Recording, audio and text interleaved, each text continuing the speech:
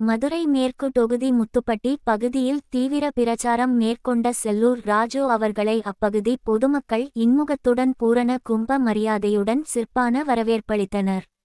தொடர்ந்து பொதுமக்களிடம் பேசிய வேட்பாளர் செல்லூர் ராஜு மதுரையில் பொதுமக்களின் அன்றாட பிரச்சினையாக உள்ள குடிதண்ணீர் பிரச்சினையை இனி இருக்காது என வாக்குறுதி அளித்துள்ளார்.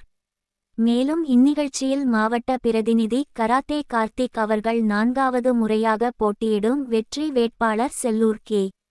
ராஜு அவர்களை கௌரவிக்கும் வகையில் 40 அடி உயர் மாலை அணிவித்து வரவேற்பளித்தார். உடன் பகுதி செயலாளர் முத்துவேல், விருமாண்டி, தினகரன், செந்தில்வேல், பாண்டி, கனகராஜ், ராஜா, ஐஸ்பால்பாண்டி, ரவிக்குமார் உள்பட ஏராளமான கழக நிர்வாகிகளும் உறுப்பினர்களும் கலந்து கொண்டனர்.